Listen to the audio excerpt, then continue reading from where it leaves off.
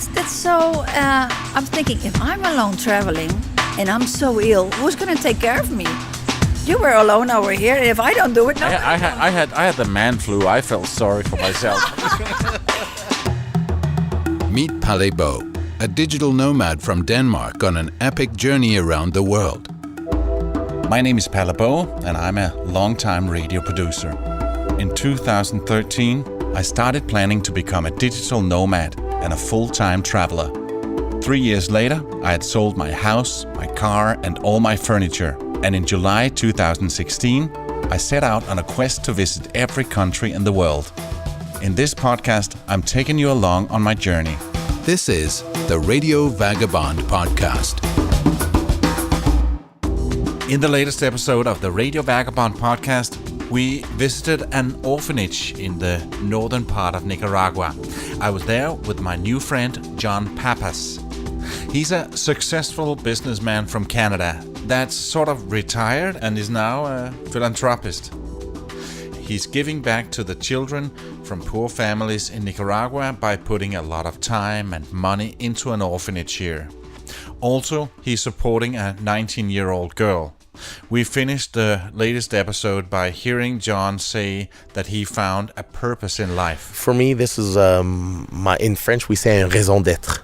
I was always looking and searching for my purpose in life, and I found it. He's got a bit more to say about this. I always thought, my purpose in life was to work as hard as I can and make as much money as I could, and I realized, eventually I'm just going to put it in a box and take it with me, or I'm going to leave it here, because when I go, I've got nobody to leave it to. So you definitely need to work hard and budget for the future, but you need a reason to be. There has to be some reason. You can't just go day to day, just, living. So I kind of found my reason now. A lot of people say, why do you do it? Or they say it the other way. You help them so much. I say, no. It's what they give us is tenfold what we give them. Tenfold. And people think that, you're going to go adopt a child, let's say in China or, Russia or Vietnam or anywhere. You're going to rescue that child. Believe it or not, people who adopt don't go with the mentality of, I'm going to save a child. It's usually with the mentality that child's going to save me, because it's going to give me a reason for living.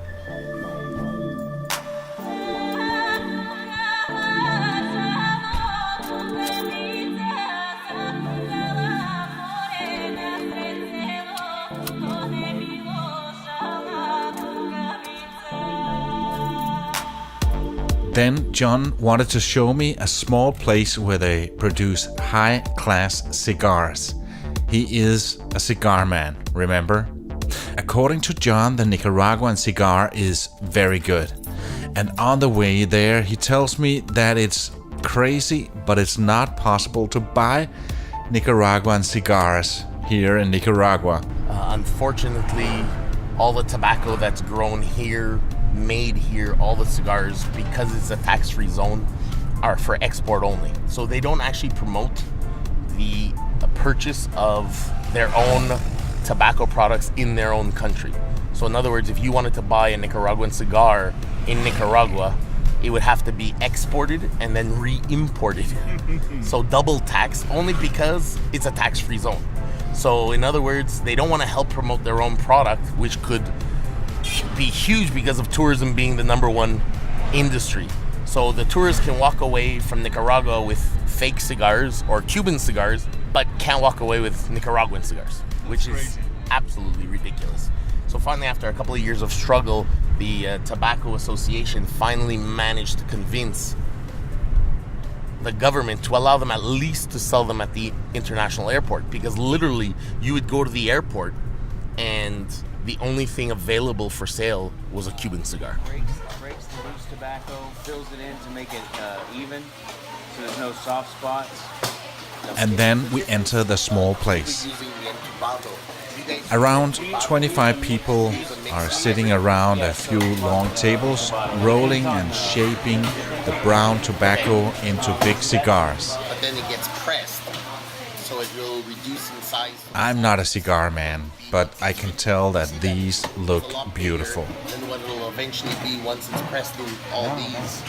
And I can see that people here really know their craft. This cigar is our Neanderthal. They've done it So before. it's actually made as a salamander. And then what happens is he has two cutters here. He'll cut it in off of both ends so that it turns out to be It's a this different shape. shape. You can see pictures of the small factory on the Radiovagabond.com.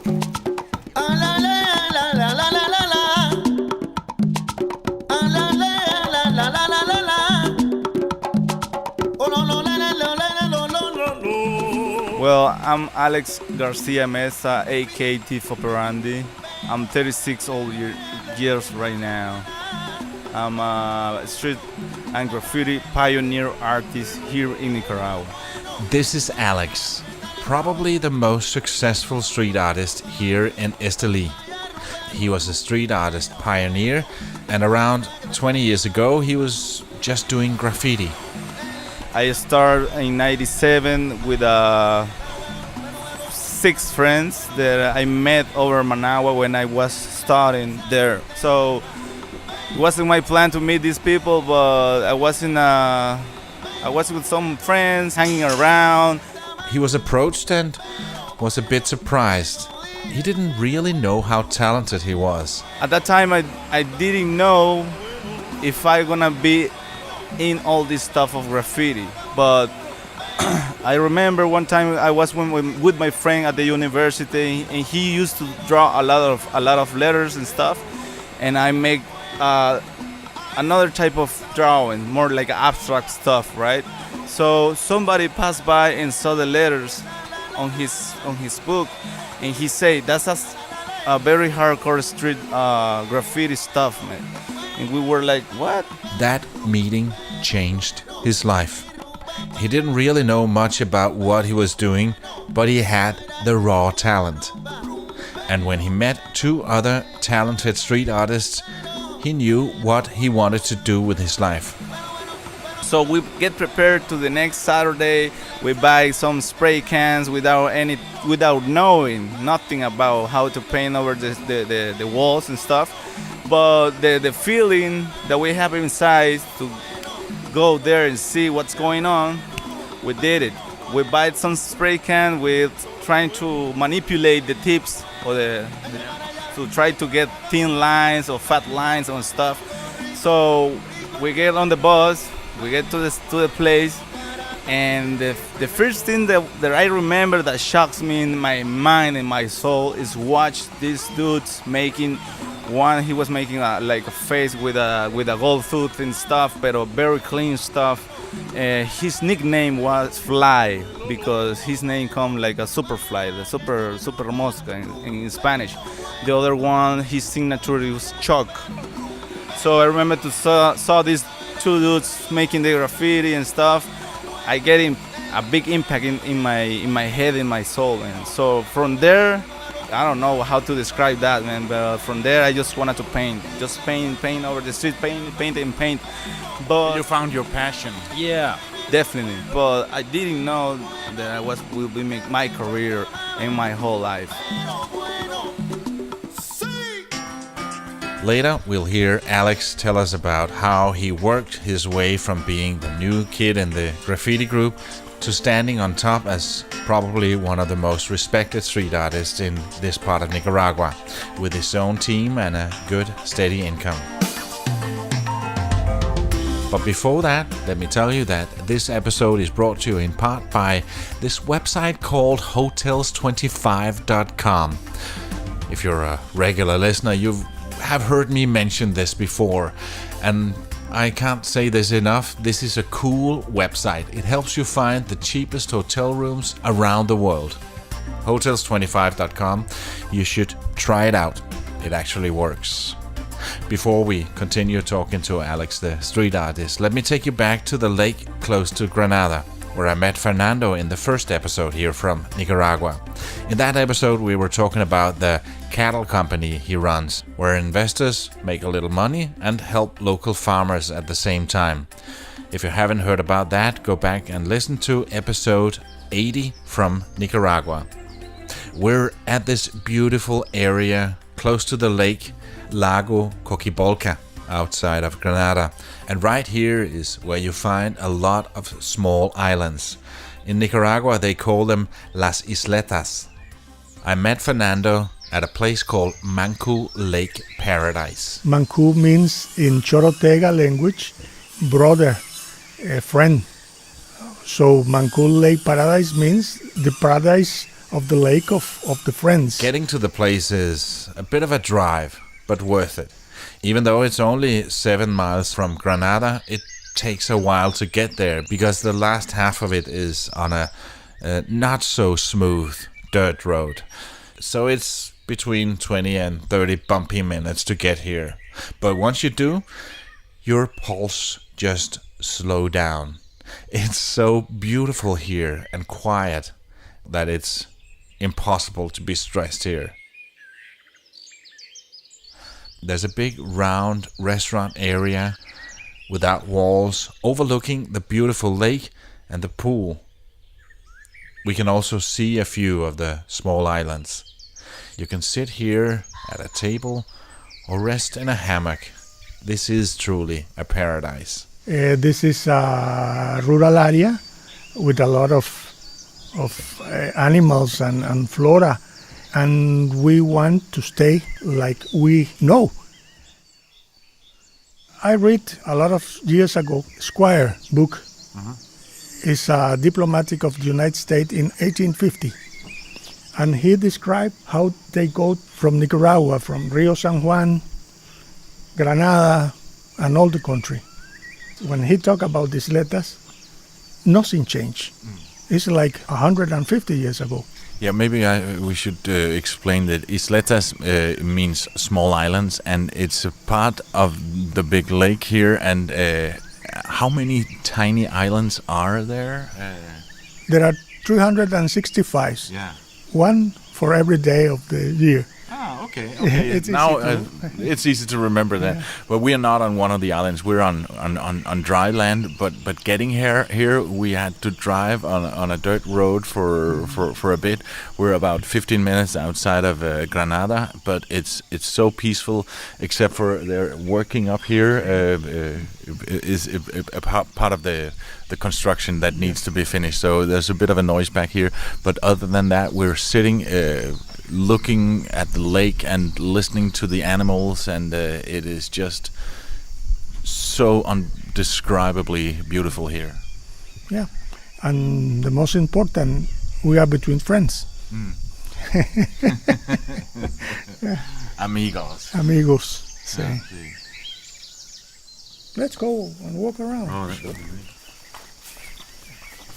Then Fernando took me for a walk down to the lake. And after that, horseback riding. Some people tell me the sound of the silent. Yeah. Because there's a lot of sound. Not only the voice. As I mentioned, we could see some of the small islands that Fernando was talking about. Las Isletas were formed when a big volcano erupted here thousands of years ago and threw huge rocks into the lake. The small islands differ in size. The smallest are around 1,000 square feet and the biggest around 100 acres. You can see a map of the area that I put on the Radiovagabond.com. It'll give you an impression of what this area looks like. Here you can also see some pictures from a boat ride I took a few days earlier. The islands serve a different purpose. There's around 1,200 people living on the islands. Most of them are fishermen. But I also saw some of the islands that have hotels and luxury houses. There are also uninhabited islands with only some palm trees growing on them. Well, I noticed a small island where the only inhabitants were a small group of monkeys. You can also see pictures and a link to Mancu Lake Paradise on the Radiovagabond.com. You are listening to the Radio Vagabond Podcast. If you like what you hear, please leave a review in iTunes. If you're listening on an iPhone, you can actually do it right there within your podcast app. Let's get back to Esteli, the small town in the northern part of Nicaragua. Through my good friend John Pappas, I had the pleasure of meeting the local street artist Alex. When we left him, he was telling me about the small group of street artists. He had to work hard to get accepted as a part of the tight group.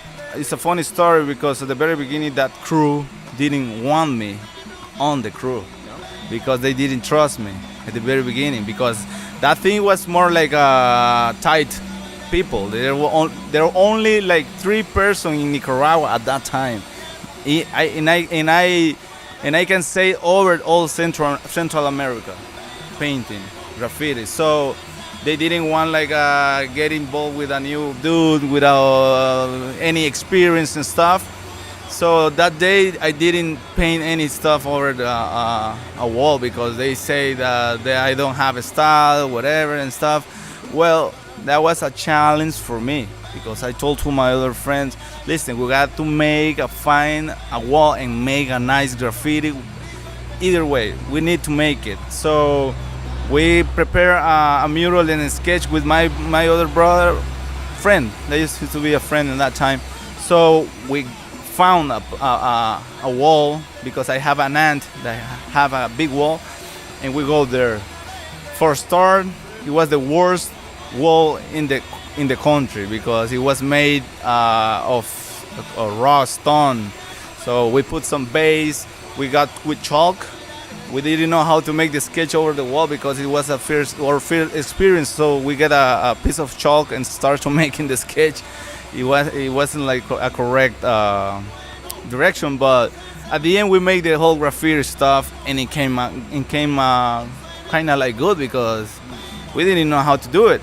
And the next weekend we called the other crew, with more experience, and we showed them the graffiti and stuff, and they were like, it's good, it's kind of like good, but that was my entrance to the crew. From there, everybody knows how to make letters, everybody knows how to make characters and stuff, but for me it was more like 1 or 2 years of looking up what to do because I didn't know where to start, what to make, trying to get my own style, right? Now, 20 years later, Alex is the unofficial king of street art here in Esteli. He's got his own crew, and they do a lot of work for the cigar industry. He's even ventured into making music. So Alex is very happy to be back here in Esteli, where he grew up. He calls this his country. I love my country. I love my Esteli all the time. I always dream about when I was in Managua to get back to my country because I didn't like it a lot. In Managua it was very hard stuff. The people is very like more hard. I don't know why.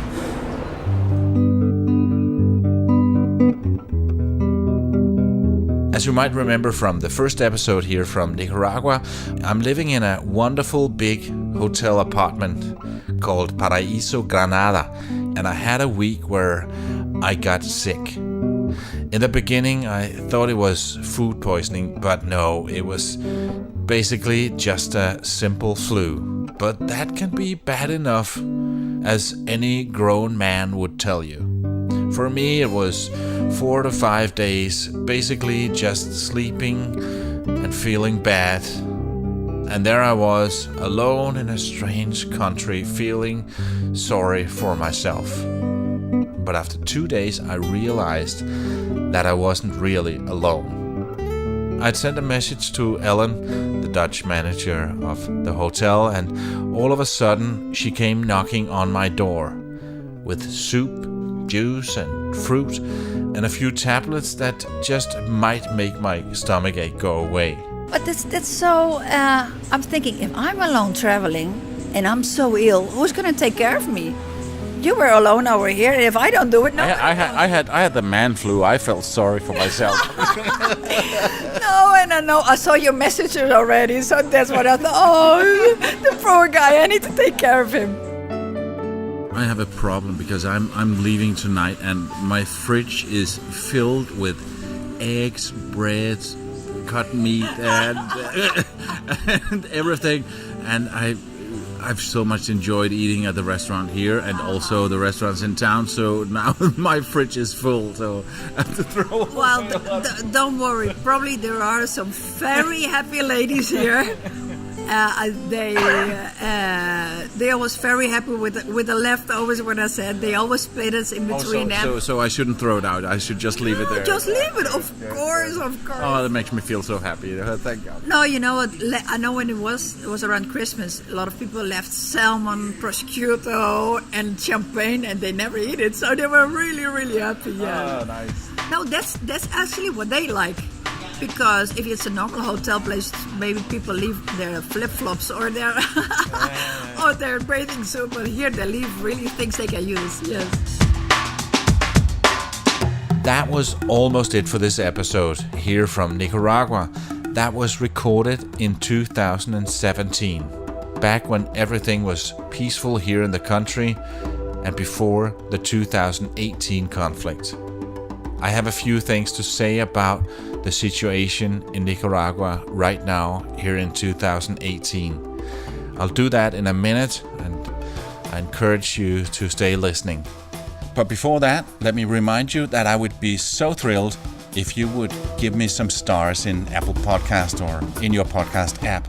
And if you have a few minutes, please write a few lines in a review. It helps other people find this podcast. You can reach me on mail if you have any feedback or questions or tips for me on what to see and who to talk to when I get to a new destination. I promise that I'll answer any email I get on mail@theRadiovagabond.com. You can follow me real time, where I am right now, on the official Facebook page, facebook.com/PalaRadioVagabond, and on Instagram and Twitter as Radio Vagabond. Find all these links at theRadiovagabond.com, where you can also see a lot of pictures, like the street artist Alex and his work, pictures from the small cigar factory, and from Las Isletas and Manco Lake Paradise.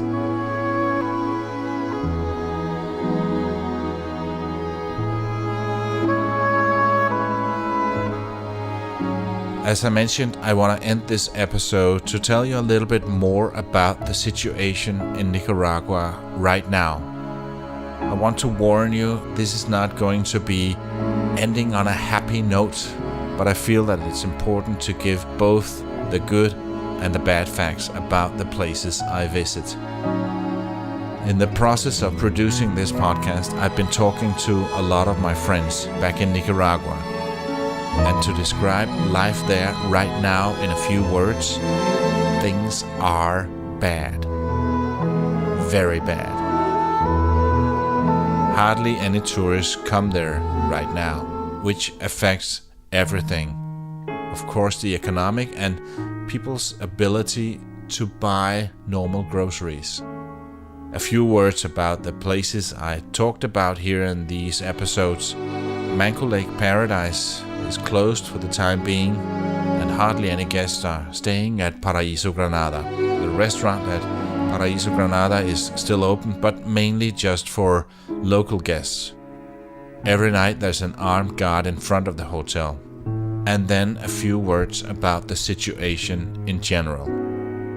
I spoke to a lot of people I met in Nicaragua about doing an interview for a special episode about Nicaragua, but we agreed that it would just be too dangerous. Even if we made it anonymous and I didn't say their name and I altered their voices, it would still not be worth the risk. Instead, I will tell you some of the stuff I've been told. I will not tell you who told me what. Again, because this would be too dangerous for them. But I guarantee that everything I'm going to tell you is something that was told to me by local Nicaraguans. There's a new law in Nicaragua. When you speak out against the government, you can be arrested and sent to prison for 30 years after basically a mock trial where you're not able to get qualified legal representation and you cannot appeal the sentence. You just go away for 30 years.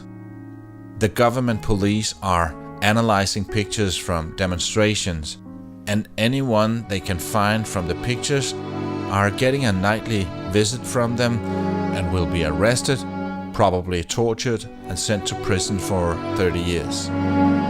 I was told horrific stories about people having their tongues cut off and their fingernails pulled out as a means of torture. I've also heard about squads of heavy armed militant policemen storming houses with automatic weapons in the middle of the night. I spoke to someone that walks around his house every night to see if there's a chalk mark on the house that would indicate that he's next. He told me that he feels he's too old to live through torture and prison, so he has told his wife that if they came, he would kill himself with his own 9mm gun.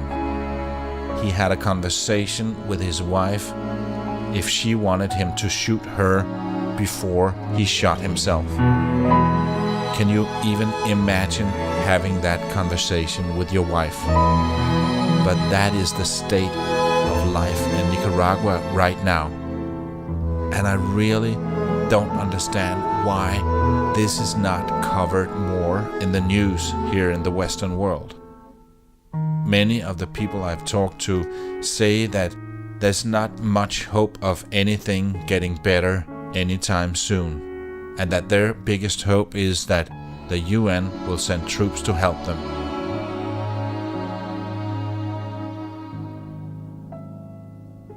Let me finish off with a recording I did with Ellen in Granada back in August 2017, just before leaving.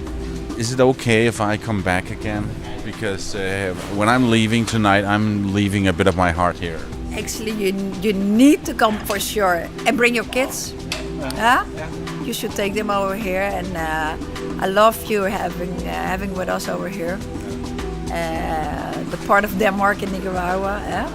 The only thing, the next time you need to take me on your trips because you've seen things I haven't seen. So then you're going to be my tour guide. Okay, that's the deal. I did leave a bit of my heart there, and I do want to go back, and I do want to bring my kids. It's just not something I can do right now, and that breaks my heart. Next week I'll be back in the US for my second road trip. This time I'll go from Atlanta to New York, and I'm so looking forward to that. My name is Palabo. See ya.